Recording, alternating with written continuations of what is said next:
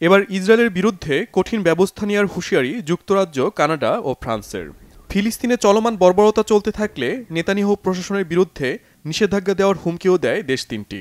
সোমবার এক বিবৃতিতে এই হুঙ্কার জানান দেয় তারা।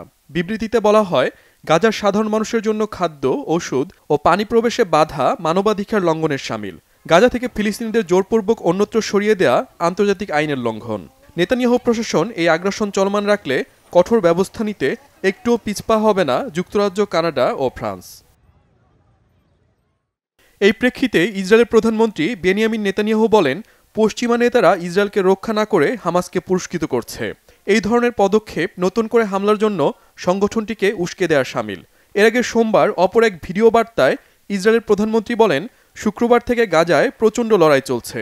ভূখণ্ডটি নিয়ন্ত্রণে না নেওয়া পর্যন্ত এ লড়াই চালিয়ে যাবে ইসরায়েলি সেনারা।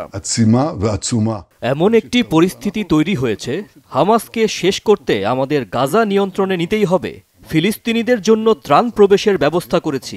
সময়ের সাথে গাজার পুরোটাই ইসরায়েলি সেনাদের নিয়ন্ত্রণে যাবে। এতে হামাসের পরাজয় নিশ্চিত হবে। বর্তমানে ভূখণ্ডটিতে প্রচণ্ড লড়াই চলছে। লক্ষ্য পূরণ না হওয়া পর্যন্ত এ লড়াই চলবে। গাজায় নতুন করে স্থল অভিযান শুরুর পর খান ইউনিস থেকে ফিলিস্তিনিদের সরে যাওয়ার নির্দেশ দিয়েছে ইসরায়েলি প্রশাসন। সৌদি আরব গাজায় ইসরায়েলের স্থল অভিযানের তীব্র নিন্দা জানিয়ে বলেছে, এটি আন্তর্জাতিক আইন লঙ্ঘন এবং মানবিক সংকট আরও গভীর করছে। সুইডেনও গাজা দখলে ইসরায়েলের পরিকল্পনার বিরোধিতা করছে।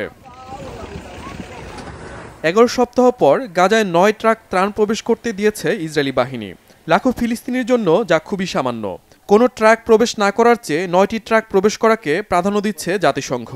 দ্রুত আরও ত্রাণ প্রবেশ জরুরি বলে জানায় সংস্থাটি। এই পরিস্থিতিতে থেমে নেই ইসরায়েলি আগ্রাসন। স্থল অভিযান ও বিমান হামলায় গাজায় আরও শতাধিক ফিলিস্তিনিকে হত্যা করেছে নেতানিয়াহু বাহিনী। Shahid Arafat, Bangla vision, news desk.